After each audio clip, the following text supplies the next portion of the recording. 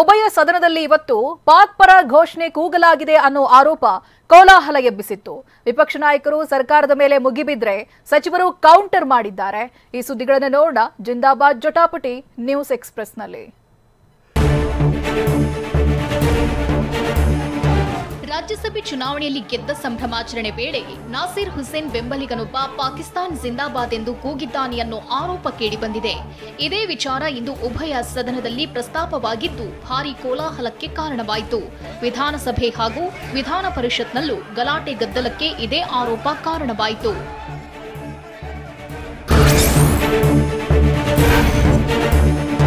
ಪಾಕಿಸ್ತಾನದವರೇ ಪಾಕಿಸ್ತಾನ ಜಿಂದಾಬಾದ್ ಅಂತ ಕೂಗೋದು ಎಂದು ವಿಧಾನಸಭೆಯಲ್ಲಿ ವಿಪಕ್ಷದ ನಾಯಕ ಆರ್ ಅಶೋಕ್ ಕೆಂಡಾಮಂಡಲರಾದ್ರು. ಭಾರತ ಮಾತೆಯ ಅನ್ನ ತಿಂದಿರೋರು, ಭಾರತದ ನೀರು ಕುಡಿದಿರೋರು ಯಾರೂ ಪಾಕಿಸ್ತಾನ ಪರ ಘೋಷಣೆ ಕೂಗಲ್ಲ ಅಂತ ಆಕ್ರೋಶ ವ್ಯಕ್ತಪಡಿಸಿದ್ರು. ಪಾಕಿಸ್ತಾನ ಘೋಷಣೆ ಯಾರು ಕೂಗ್ತಾರೆ? ಪಾಕಿಸ್ತಾನದವರೇ ಕೂಗಬೇಕು, ಬೇರೆ ಯಾರು ಕೂಗಕ್ಕೆ ಸಾಧ್ಯ? ಹಾಗೆ ಇಲ್ಲ. ಪಾಕಿಸ್ತಾನ ಜಿಂದಾಬಾದ್ ಅಂತ ಯಾರು ಕೂಗ್ತಾರೆ? ಪಾಕಿಸ್ತಾನದವರೇ ಯಾರು ಕೂಗಕ್ಕೆ ಸಾಧ್ಯನೇ ಇಲ್ಲ, ಸಾಧ್ಯನೇ ಇಲ್ಲ. ಬೇರೆ ಯಾರು ಕೂಗ್ತಾರೆ? ಭಾರತ ಮಾತೆ ಅನ್ನ ತಿಂದಿರೋರು, ಭಾರತ ಮಾತೆ ನೀರು ಕುಡಿದಿರೋರು ಯಾರು ಪಾಕಿಸ್ತಾನ ಜಿಂದಾಬಾದ್ ಅಂತಾರೆ ಇವತ್ತು? ಪಾಕಿಸ್ತಾನ ಪರ ಘೋಷಣೆ ಕೂಗಿದಾಗ ಅದರಲ್ಲಿ ರಾಜಾಜಿನಗರದ ಒಬ್ಬ ಕಾರ್ಯಕರ್ತನಿರ್ತಾನೆ. ಅವನು ಕಾಂಗ್ರೆಸ್ ಅವನೇ, ರಾಜಾಜಿನಗರ ಕಾರ್ಯಕರ್ತ. ನಾನು ಫೋಟೋದಲ್ಲಿ ನೋಡಿದ್ದೇನೆ. ಪಾಕಿಸ್ತಾನ್ ಜಿಂದಾಬಾದ್ ಘೋಷಣೆ ಕೂಗಿರ್ತಾರೆ. ಈ ವೇಳೆ ಆ ಕಾರ್ಯಕರ್ತ ಬಾಯಿ ಮುಚ್ಚೋ ಕೆಲಸ ಮಾಡ್ತಾನೆ ಅಂತ ಆರ್ ಅಶೋಕ್ ಆರೋಪ ಮಾಡಿದ್ದಾರೆ. ಪಾಕಿಸ್ತಾನ ಬಗ್ಗೆ ಘೋಷಣೆ ಕೂಗಿದಾಗ ಅಲ್ಲಿ ರಾಜಾಜಿನಗರದ ಒಬ್ಬ ಕಾರ್ಯಕರ್ತ ಇರ್ತಾನೆ. ಅವನು ಕಾಂಗ್ರೆಸ್ ಅವನೇ, ರಾಜಾಜಿನಗರದ ಕಾರ್ಯಕರ್ತ ಅವನು. ನಾನು ನೋಡಿದೆ ಆ ಫೋಟೋದಲ್ಲಿ, ರಾಜಾಜಿನಗರದ ಕಾರ್ಯಕರ್ತ ಅವನು ಪಾಕಿಸ್ತಾನ ಜಿಂದಾಬಾದ್ ತಕ್ಷಣ ಅವನು ಬಾಯಿ ಮುಚ್ಚುತ್ತಾನೆ. ತಾವು ಈಗ ಅಷ್ಟೆಲ್ಲ ಆದ್ಮೇಲೆ ಅವನು ಯಾಕೆ ಮುಚ್ತಾನೆ? ಅವರು ವಿಧಾನಸಭೆ ಮಾತ್ರ ಅಲ್ಲ, ವಿಧಾನ ಪರಿಷತ್ನಲ್ಲೂ ಗಲಾಟೆ ಗದ್ದಲ ಜೋರಾಗಿತ್ತು. ಪಾಕ್ ಪರ ಜೈಕಾರ ಹಾಕ್ತಿದ್ದಾಗ ಸರ್ಕಾರ ಏನ್ ಮಾಡ್ತಿತ್ತು ಅಂತ ಎಂಎಲ್ಸಿ ಕೋಟಾ ಶ್ರೀನಿವಾಸ್ ಪೂಜಾರಿ ಕಿಡಿಕಾರಿದ್ರು. ಆ ರೀತಿ ಯಾರೂ ಘೋಷಣೆಗಳನ್ನ ಕೂಗಿಲ್ಲವೆಂದು ಸಲೀಂ ಅಹಮದ್ ತಿರುಗೇಟು ಕೊಟ್ಟರು.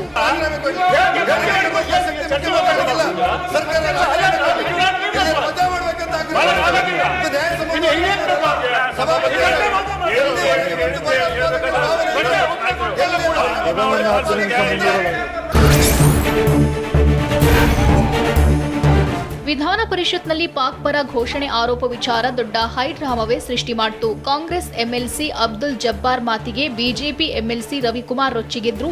ಅವಾಚ್ಯ ಶಬ್ದ ಬಳಸಿದ್ದು ಅಲ್ಲದೆ ಸಭಾಪತಿ ಕುರ್ಚಿ ಎದುರೇ ನಾಯಕರು ಕೈ ಮಿಲಾಯಿಸಲು ಮುಂದಾದ್ರು.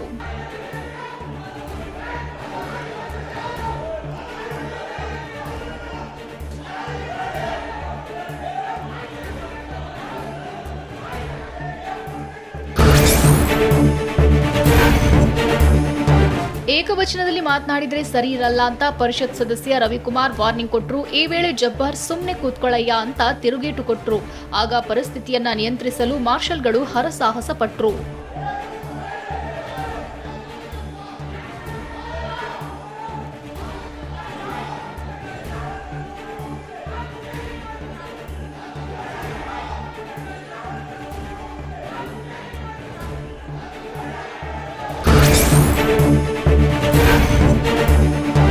ಭೋಜನ ವಿರಾಮದ ಬಳಿಕವೂ ವಿವಾದ ತಣ್ಣಗಾಗಿಲ್ಲ. ಸದನದಲ್ಲಿ ಆಡಳಿತ ವಿಪಕ್ಷ ಸದಸ್ಯರ ನಡುವೆ ಮಹಾ ಕದನವೇ ನಡೆದೋಯಿತು. ಸದನದ ಬಾವಿಯಲ್ಲಿ ವಿಧೇಯಕ ಹರಿದು ತೂರಿದ ಬಿಜೆಪಿ ಸದಸ್ಯರು ನಾಸಿರ್ ಹುಸೇನ್ ಬಂಧಿಸಬೇಕು ಎಂದು ಪಟ್ಟು ಹಿಡಿದರು. ಈ ವೇಳೆ ವಿಪಕ್ಷದ ಗದ್ದಲ ಹೆಚ್ಚಾಗ್ತಿದ್ದಂತೆ ಕಲಾಪವನ್ನ ನಾಳೆ ಬೆಳಗ್ಗೆ 9 ಗಂಟೆಗೆ ಮುಂದೂಡಿ ಸ್ಪೀಕರ್ ಆದೇಶಿಸಿದ್ರು. ಅತ್ತ ಪರಿಷತ್ನಲ್ಲೂ ರಾಷ್ಟ್ರಧ್ವಜ ಹಿಡಿದು ಪ್ರತಿಭಟಿಸಲಾಯಿತು.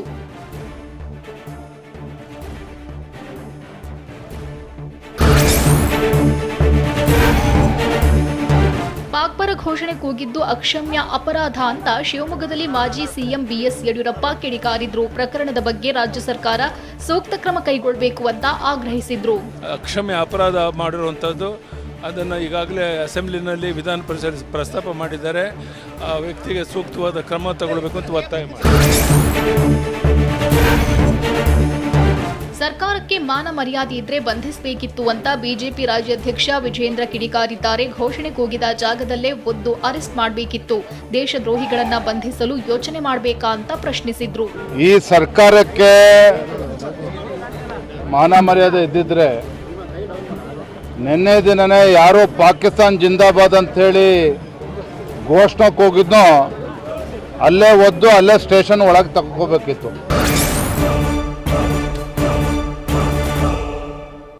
ಕಾಂಗ್ರೆಸ್ ಸರ್ಕಾರದಿಂದ ಇದು ಪಾಕ್ ಅಡ್ಡೆ ಆಗುತ್ತೆ ಅಂತ ಸದನದ ಹೊರಗೆ ಅಶೋಕ್ ವಾಗ್ದಾಳಿ ನಡೆಸಿದ್ರು.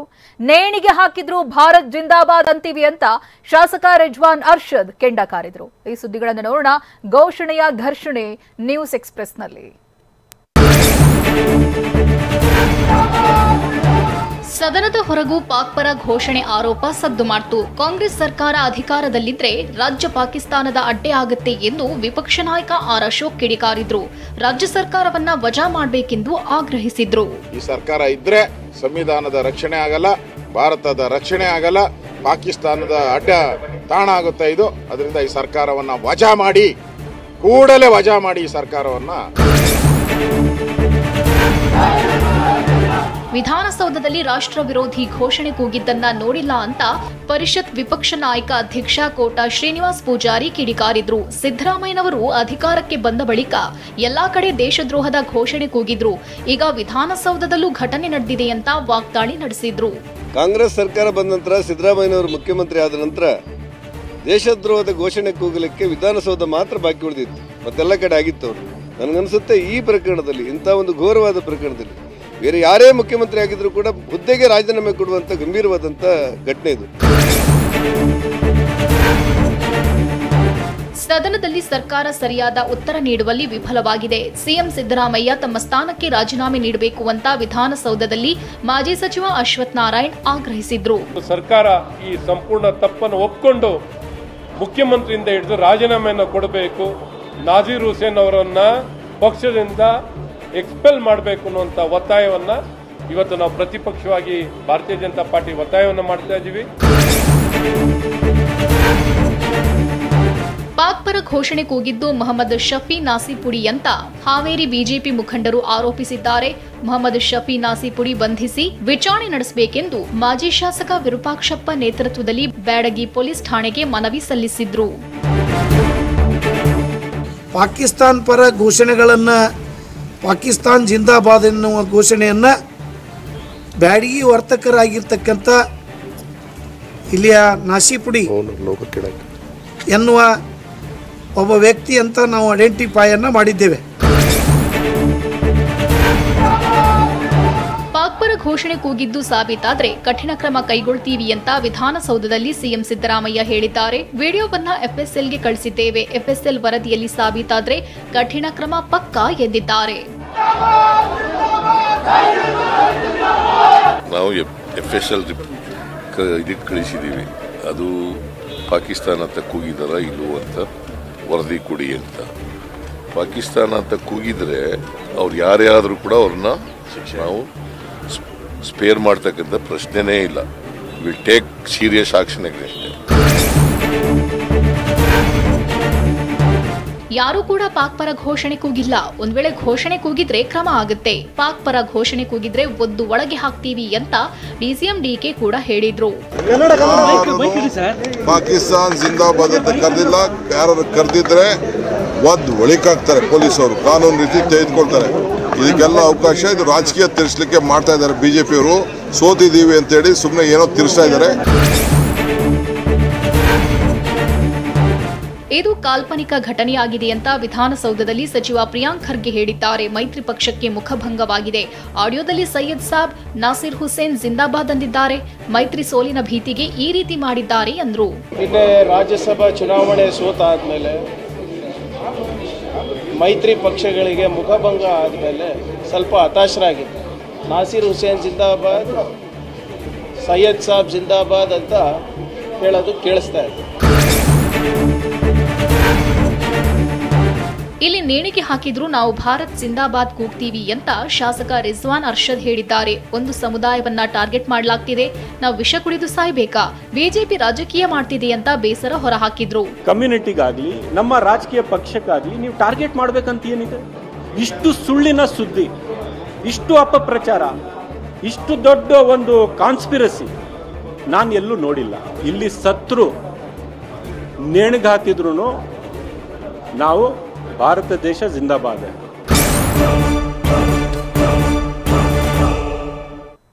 ಶೇಕಡಾ 60ರಷ್ಟು ಕನ್ನಡ ನಾಮಫಲಕ ಅಳವಡಿಸುವುದಕ್ಕೆ ನಾಳೆ ಕೊನೆಯ ದಿನವಾಗಿದೆ. ಹೋರಾಟಗಾರರು ವ್ಯಾಪಾರಿಗಳಿಗೆ ಸರ್ಕಾರಕ್ಕೆ ಎಚ್ಚರಿಕೆ ನೀಡಿದ್ದಾರೆ.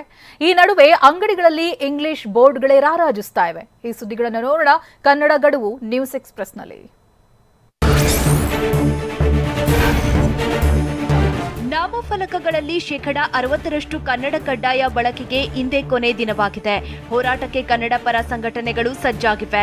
ನಾಳೆ ಬೀದಿ ಬೀದಿಗೆ ಹೋಗ್ತೇವೆ, ಬೆಂಗಳೂರಿನ ಮೈಸೂರು ಬ್ಯಾಂಕ್ ವೃತ್ತದಿಂದ ಎಲ್ಲೆಡೆ ಹೋಗಿ ಎಚ್ಚರಿಕೆ ನೀಡ್ತೇವೆ ಅಂತ ವಾಟಾಳ್ ನಾಗರಾಜ್ ಎಚ್ಚರಿಕೆ ಕೊಟ್ಟಿದ್ದಾರೆ. ನಾಳೆ ಕನ್ನಡ ಉಳಿಸಿ ಕನ್ನಡ ಬೆಳೆಸಿ ಅಂತೇಳಿ ಬೆಳಿಗ್ಗೆ 12 ಗಂಟೆಗೆ ಕನ್ನಡ ರಥ ಮೈಸೂರು ಬ್ಯಾಂಕ್ ಸರ್ಕಲ್ನಿಂದ ಬೀದಿ ಬೀದಿಗೆ ಹೋಗ್ತೀವಿ.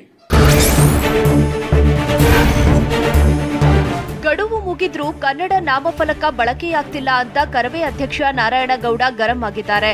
ನಗರದ ಬಹುತೇಕ ಅಂಗಡಿಗಳಲ್ಲಿ ನಾಮಫಲಕ ಬದಲಾಗಿಲ್ಲ. ಸರ್ಕಾರದ ಆದೇಶಕ್ಕೂ ಮಾಲೀಕರು ತಲೆ ಕೆಡಿಸಿಕೊಳ್ತಿಲ್ಲ. ಹಾಗಾಗಿ ಮತ್ತೆ ಹೋರಾಡುತ್ತೇವೆಂದು ಎಚ್ಚರಿಕೆ ಕೊಟ್ಟರು. ಇಲ್ಲ, ನಾವು ಕನ್ನಡವನ್ನು ಬಳಸಲ್ಲ, ಅದೇನು ಮಾಡ್ರಿ ಅಂತ ಹೇಳಿ ದುರಾಂಕಾರದ ಮಾತುಗಳು ಕೇಳಿಬರ್ತಾ ಇದೆ. ನಾವಂತೂ ಬಿಡಲ್ಲ, ನಾವು ಬೀದಿಗೆ ಇಳಿತೀವಿ. 27ರ ಘಟನೆ ಮತ್ತೆ ಆದ್ರೂ ಆಗ್ಬೋದು. ಅದು ಆಗೋದು ಬೇಡ ಅಂದರೆ ಸರ್ಕಾರ ಕ್ರಮ ತಗೊಳ್ಳಿ ಅಂತ ಹೇಳ್ತೀನಿ. ರಾಜ್ಯ ಸರ್ಕಾರದ ಆದೇಶಕ್ಕೆ ಬೆಂಗಳೂರಿನ ರಿಚ್ಮಂಡ್ ಸರ್ಕಲ್ ವ್ಯಾಪಾರಿಗಳು ಡೋಂಟ್ ಕೇರ್ ಎಂದಿದ್ದಾರೆ. ಇಂದು ಕೊನೆ ದಿನವಾದರೂ ನಾಮಫಲಕ ಬದಲಿಸದೆ ಮೊಂಡುತನ ಪ್ರದರ್ಶಿಸಿದ್ದಾರೆ. ಕೆಲ ಅಂಗಡಿಗಳ ನಾಮಫಲಕಗಳಲ್ಲಿ ಕನ್ನಡ ಅಕ್ಷರಗಳೇ ಮಾಯವಾಗಿವೆ. ಒಂದು ಹೋರಾಟವನ್ನು ಮಾಡ್ತಾರೆ, ಪೊಲೀಸರು ಅವ್ರನ್ನ ವಶಕ್ಕೆ ಪಡ್ಕೊಳ್ತಾರೆ. ಆಮೇಲೆ ಎಲ್ಲವೂ ಕೂಡ ತಣ್ಣಗಾಗೋಗುತ್ತೆ ಅಂತೇಳಿ ಸಾಕಷ್ಟು ಜನರು ಅಸಡ್ಡೆಯನ್ನು ತೋರ್ತಾ ಇರುವಂಥದ್ದು.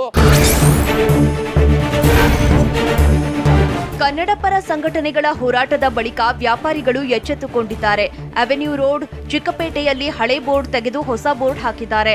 ಕೆಲ ಅಂಗಡಿ ಮುಂಗಟ್ಟುಗಳಲ್ಲಿ ಮಾತ್ರ ಚಿಕ್ಕದಾಗಿ ಕನ್ನಡದ ನಾಮಫಲಕಗಳಿವೆ. ಅವೆನ್ಯೂ ರಸ್ತೆಯಲ್ಲಿದ್ದೀನಿ. ಈ ಒಂದು ರಸ್ತೆಯಲ್ಲಿ ಈಗಾಗಲೇ ಸಾಕಷ್ಟು ಕಡೆಗಳಲ್ಲಿ ಕನ್ನಡ ನಾಮಫಲಕಗಳನ್ನು ಅಳವಡಿಕೆ ಮಾಡಿಕೊಳ್ಳೋ ಮೂಲಕ ಎಚ್ಚೆತ್ತುಕೊಂಡಿರೋದನ್ನ ನಾವು ಗಮನಿಸ್ತಾ ಇದ್ದೀವಿ. ಯಾಕಂದರೆ ಈ ಹಿಂದೆ ಈ ರಸ್ತೆಯಲ್ಲೂ ಕೂಡ ಕನ್ನಡ ಪರ ಹೋರಾಟಗಾರರು ಒಂದು ಹೋರಾಟವನ್ನು ಮಾಡಿದರು. ಎಲ್ಲೆಲ್ಲಿ ಅನ್ಯ ಭಾಷೆಯ ನಾಮಫಲಕಗಳಿದೆ ಅದನ್ನು ಒಡೆದಾಕುವಂಥ ಕೆಲಸವನ್ನು ಕೂಡ ಮಾಡಿದರು. ಇದರಿಂದ ಈಗ ಎಚ್ಚೆತ್ತುಕೊಂಡಂತಹ ಬೆಂಗಳೂರಿನ ಮಳಿಗೆಯಲ್ಲಿ ಕನ್ನಡ ನಾಮಫಲಕ ಹಾಕದವರಿಗೆ ಮತ್ತೊಂದು ದಿನ ಅವಕಾಶ ಕೊಡಲಾಗಿದೆ. ನಾಳೆ ಸಂಜೆವರೆಗೆ ಕನ್ನಡ ನಾಮಫಲಕ ಹಾಕದಿದ್ದರೆ ಕಠಿಣ ಕ್ರಮ ಕೈಗೊಳ್ಳುವುದಾಗಿ ಬಿಬಿಎಂಪಿ ಮುಖ್ಯ ಆಯುಕ್ತ ತುಷಾರ್ ಗಿರಿನಾಥ್ ಎಚ್ಚರಿಕೆ ಕೊಟ್ಟಿದ್ದಾರೆ. ನಾಮಫಲಕದಲ್ಲಿ ಹೆಚ್ಚು ಕಡಿಮೆ 3,000 ಮಾತ್ರ ಉಳ್ಕೊಂಡಿವೆ 55,000ದಲ್ಲಿ. ಅದಕ್ಕೆ ನಾವು ಇವತ್ತು ಡೈರೆಕ್ಷನ್ ಇಶ್ಯೂ ಮಾಡ್ತಾ ಇದ್ದೇವೆ. ನಾಳೆ ಸಂಜೆವರೆಗೂ ಏನಾದರೂ ನೋಡಿ ದೆನ್ ಸಂಜೆಯಿಂದ ಅವರಿಗೆ ಅವಕಾಶ ಇರಲ್ಲ ತಮ್ಮ ಚಟುವಟಿಕೆ ನಡೆಸಲು. ಗಡುವು ದಿನ ಹತ್ತಿರಗೊಳ್ತಿದ್ರೂ ಕೂಡ ಅನೇಕರು ನಿರ್ಲಕ್ಷ್ಯ ಮುಂದುವರೆಸಿದ್ದಾರೆ. ಕರವೇ ಶಿವರಾಮೇಗೌಡ ಬಣ ಬೆಳಗಾವಿಯಲ್ಲಿ ಫೀಲ್ಡ್ಗಿಳಿದಿದೆ. ಇಂಗ್ಲಿಷ್ ಮರಾಠಿ ನಾಮಫಲಕ ಕಿತ್ತೆಸೆದು ಆಕ್ರೋಶ ಹೊರಹಾಕಿದೆ. ವಿದ್ಯುತ್ ಕಂಬಗಳಿಗೆ ಕಟ್ಟಿದ್ದ ಬ್ಯಾನರ್ ಹರಿದು ಹಾಕಲಾಗಿದೆ. ಪೊಲೀಸರು ಪ್ರತಿಭಟನಾಕಾರರನ್ನ ತಡೆಯಲು ಯತ್ನಿಸಿದ್ರು.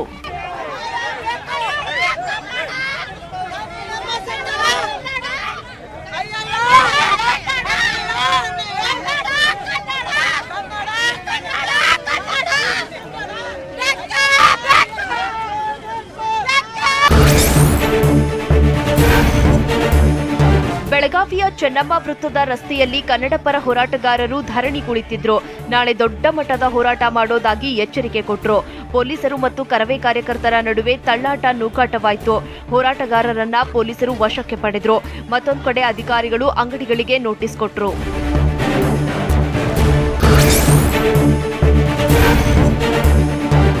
ರಾಜ್ಯದ ಅನೇಕ ಜಿಲ್ಲೆಗಳಲ್ಲಿ ರಾಜ್ಯ ಸರ್ಕಾರದ ಆದೇಶಕ್ಕೆ ವ್ಯಾಪಾರಿಗಳು ಕ್ಯಾರೆ ಅಂತಿಲ್ಲ. ಬಳ್ಳಾರಿ ನಗರದಲ್ಲಿ ಇಂಗ್ಲಿಷ್ ನಾಮಫಲಕಗಳು ರಾರಾಜಿಸುತ್ತಿವೆ. ಕಡ್ಡಾಯ ಕನ್ನಡಕ್ಕೆ ಇಂದು ಕೊನೆ ದಿನವಾದರೂ ನಿರ್ಲಕ್ಷ್ಯ ವಹಿಸಲಾಗಿದೆ. Hospet road, Bengaluru road English ಮಯವಾಗಿವೆ. ಒಟ್ಟಿನಲ್ಲಿ ಬಳ್ಳಾರಿ ಜಿಲ್ಲೆಯಲ್ಲಿ ಏನಾಗಿದೆ ಅಂತಂದ್ರೆ ಬಳ್ಳಾರಿ ನಗರ ಮತ್ತು ತಾಲೂಕು ಮಟ್ಟದಲ್ಲಿ ಕೂಡ ಅಂಗಡಿ ಶಾಪ್ಗಳಲ್ಲಿ ಕೂಡ ಅತಿ ಹೆಚ್ಚು ಕನ್ನಡ ಪದಗಳನ್ನು ಬಳಕೆ ಮಾಡೋಕ್ಕಿಂತ ಅತಿ ಹೆಚ್ಚು ಇಂಗ್ಲಿಷ್ ಪದವನ್ನು ಬಳಕೆ ಮಾಡಿದ್ದಾರೆ. ಕನ್ನಡ ನಮ್ಮ ಮಾತೃಭಾಷೆ, ಅದನ್ನ ಬಳಸಬೇಕು ಅಂತ ಕನ್ನಡಿಗರು ಆಗ್ರಹಿಸಿದ್ದಾರೆ. ಬೇರೆ ಭಾಷೆಗಳಿಗೆ ಅವರವರ ರಾಜ್ಯದಲ್ಲಿ ಬೆಲೆ ಕೊಡ್ತಾರೆ. ಕನ್ನಡ ನಾಮಫಲಕ ಅಷ್ಟೇ ಅಲ್ಲ, ಕನ್ನಡದಲ್ಲೇ ವ್ಯವಹರಿಸಬೇಕು ಅಂತ ವ್ಯಾಪಾರಿಗಳು ಅಭಿಪ್ರಾಯಪಟ್ಟಿದ್ದಾರೆ. ಒಂದು ಫಸ್ಟ್ ಆಫ್ ಆಲ್ ಕನ್ನಡ ಆಗ್ಲೇಬೇಕು. ಯಾಕೆಂದ್ರೆ ನಾವು ಯಾವುದೋ ಒಂದು ಗುಜರಾತಲ್ಲೋ ಬೇರೆ ಯಾವುದೋ ಒಂದು ಸ್ಟೇಟಲ್ಲೋ ನಾವು ಜೀವನ ಅಂತೂ ಮಾಡ್ತಾ ಇಲ್ಲ. ನಾವು ಬದುಕ್ತಾ ಇರೋದು ನಮ್ಮ ಒಂದು ಹೊಟ್ಟೆಪಾಡಿಗೆ ಇನ್ನೊಂದು ಮತ್ತೊಂದು ಮಾಡ್ತಿರೋದೆಲ್ಲ ಇಲ್ಲಿ ಕರ್ನಾಟಕದಲ್ಲಿ ಅಂತ ಅಂದಮೇಲೆ ಕನ್ನಡ ಬೋರ್ಡ್ನ ಕಡ್ಡಾಯವಾಗಿ ಹಾಕ್ಲೇಬೇಕು. ಅದು ಅವರ ಕರ್ತವ್ಯ ಕೂಡ. ಅದು ನಾಳೆ ಸಾಕಷ್ಟು ಸದ್ದು ಮಾಡಿದ್ದ ಜಾತಿ ಗಣತಿ ವರದಿ ಸಿಎಂ ಸಿದ್ದರಾಮಯ್ಯರಿಗೆ ಸಲ್ಲಿಕೆಯಾಗಲಿದೆ. ಅತ್ತ ಹಿಮಾಚಲ ಪ್ರದೇಶದಲ್ಲಿ 26 ಕೈ ಶಾಸಕರು ಬಂಡಾಯವೆದ್ದಿದ್ದಾರೆ. ಈ ಸುದ್ದಿಗಳನ್ನು ನೋಡೋಣ ಸಮಗ್ರ ಸಮಾಚಾರ ನ್ಯೂಸ್ ಎಕ್ಸ್‌ಪ್ರೆಸ್‌ನಲ್ಲಿ. ತೀವ್ರ ಪರ ಮತ್ತು ವಿರೋಧಕ್ಕೆ ಕಾರಣವಾಗಿರುವ ಜಾತಿ ಗಣತಿ ವರದಿಯನ್ನ ನಾಳೆ ಸರ್ಕಾರಕ್ಕೆ ಸಲ್ಲಿಕೆಯಾಗಲಿದೆ. ರಾಜ್ಯ ಸರ್ಕಾರಕ್ಕೆ ನಾಳೆ ಜಾತಿ ಗಣತಿ ವರದಿ ಸಲ್ಲಿಸುವುದಾಗಿ ಆಯೋಗದ ಅಧ್ಯಕ್ಷ ಜಯಪ್ರಕಾಶ್ ಹೆಗಡೆ ಹೇಳಿದ್ದಾರೆ. ಜಾತಿ ಗಣತಿ ವರದಿ ಸಲ್ಲಿಕೆಗೆ ಕೊನೆ ದಿನವಾಗಿದೆ. ಸಿಎಂ ಸಿದ್ದರಾಮಯ್ಯಗೆ ವರದಿ ಸಲ್ಲಿಸಲಾಗುವುದು ಅಂದರು. ನಾಳೆ ಬೆಳಗ್ಗೆ ಸಮಯ ಕೊಡ್ತೀವಿ ಅಂತ ಹೇಳಿದರೆ ಅವ್ರು ಸಮಯ ಕೊಟ್ಟಾಗ ನಾವು ಹೋಗಿ ವರದಿಯನ್ನು ಅವರಿಗೆ ಕೊಡ್ತಾ ಇದ್ದೀವಿ. ಖಂಡಿತ ನಾಳೆ ಸಲ್ಲಿಸ್ತಾ ಇದ್ದೀವಿ. ಮಾಜಿ ಐಎಎಸ್ ಅಧಿಕಾರಿ ನಟ ಕೆ ಶಿವರಾಮ್ ಆರೋಗ್ಯ ಸ್ಥಿತಿ ಗಂಭೀರವಾಗಿದೆ. ಬೆಂಗಳೂರಿನ ಖಾಸಗಿ ಆಸ್ಪತ್ರೆಯಲ್ಲಿ ಚಿಕಿತ್ಸೆ ನೀಡಲಾಗುತ್ತಿದೆ. 71 ವರ್ಷದ ಶಿವರಾಮ್ ಅವರಿಗೆ ಇಂದು ಹೃದಯಾಘಾತವಾಗಿದೆ. ಹೊರ ಮೆದುಳು ನಿಷ್ಕ್ರಿಯವಾಗಿದೆ ಎನ್ನಲಾಗುತ್ತಿದೆ. ಶಿವರಾಮ್ ಅವರು ಬಾನಲ್ಲೇ ಮಧುಚಂದ್ರಕ್ಕೆ ಸೇರಿದಂತೆ ಹಲವು ಸಿನಿಮಾಗಳಲ್ಲಿ ನಟಿಸಿದ್ದಾರೆ.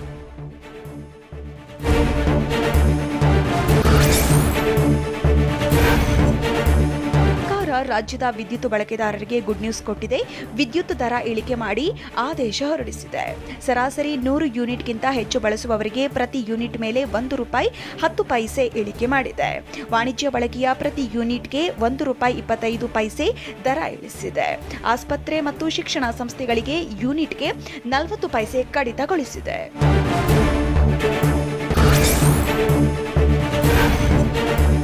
ಹಿಂದೂ ಸಮಾಜದ ಯುವತಿಯರನ್ನ ಲವ್ ಜಿಹಾದಿಗೆ ಬಲಿಯಾಗುವುದಕ್ಕೆ ಬಿಡುವುದಿಲ್ಲ ಅಂತ ದೇವರ ಹೆಸರಲ್ಲಿ ಗದಗದ ಕ್ರಾಂತಿ ಸೇನಾ ಸಂಘಟನೆಯ ಮಹಿಳಾ ಸದಸ್ಯರು ಆಣೆ ಪ್ರಮಾಣ ಮಾಡಿದ್ದಾರೆ. ಬಲಿಯಾಗಿದ್ರೆ ಅವರನ್ನ ರಕ್ಷಣೆ ಮಾಡ್ತೇವೆ. ಯುವತಿಯರಿಗೆ ಹಿಂದೂ ಧರ್ಮದ ಸಂಸ್ಕಾರ ಸಂಸ್ಕೃತಿ ಬಗ್ಗೆ ಜಾಗೃತಿ ಮಾಡ್ತೇವೆ. ಮಹಿಳೆಯರ ಯುವತಿಯರ ರಕ್ಷಣೆಗಾಗಿ ಯಾವುದೇ ಸಂಘರ್ಷಕ್ಕೂ ತಯಾರಿದ್ದೇವೆ ಎಂದು ಪ್ರಮಾಣ ಮಾಡಿಸಲಾಯಿತು.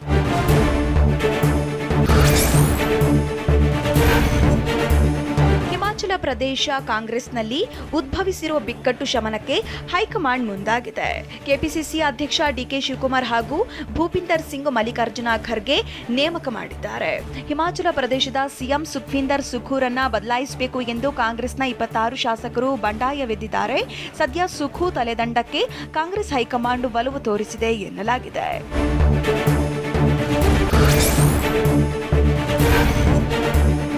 ರಾಜ್ಯಸಭೆ ಚುನಾವಣೆಯಲ್ಲಿ ಕಾಂಗ್ರೆಸ್ ಅಭ್ಯರ್ಥಿ ಸೋತಿದ್ದಕ್ಕೆ ವಿಕ್ರಮಾದಿತ್ಯ ಸಿಂಗ್ ಸಚಿವ ಸ್ಥಾನಕ್ಕೆ ರಾಜೀನಾಮೆ ನೀಡಿದ್ದಾರೆ. ಹಿಮಾಚಲ ಪ್ರದೇಶ ಸಚಿವ ಸಂಪುಟದಿಂದ ದೂರ ಸರಿದಿದ್ದಾರೆ.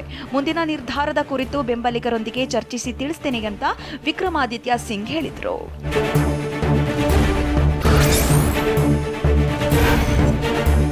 ಹಿಮಾಚಲ ಪ್ರದೇಶದ 15 ಮಂದಿ ಬಿಜೆಪಿ ಶಾಸಕರನ್ನ ಅಮಾನತು ಮಾಡಲಾಗಿದೆ. ವಿಧಾನಸಭೆ ಸಭಾಧ್ಯಕ್ಷ ಕುಲದೀಪ್ ಸಿಂಗ್ ಆದೇಶ ಹೊರಡಿಸಿದ್ದಾರೆ. ಸದನದ ಕಲಾಪ ಮುಂದೂಡಲಾಗಿದೆ. ಸದನದಲ್ಲಿ ದುರ್ವರ್ತನೆ ಮತ್ತು ಘೋಷಣೆ ಕೂಗಿದ್ದಕ್ಕಾಗಿ ಅವರನ್ನ ಅಮಾನತು ಮಾಡಲಾಗಿದೆ ಎಂದು ಸ್ಪಷ್ಟನೆ ನೀಡಿದ್ದಾರೆ.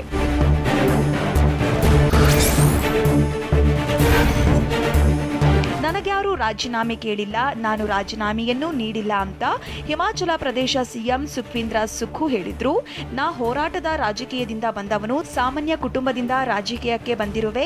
ಈ ಜಯ ನಮ್ಮದೇ, ಬಿಜೆಪಿ ಯಾಕೆ ಚಡಪಡಿಸ್ತಿದೆ ಅಂದ್ರು. ना तो मैंने इससे किसी ने इस्तीफा मांगा, ना ही मैंने कोई पेशकश की. हम अपना बहुमत भी साबित करेंगे और निश्चित तौर पर कह सकता हूँ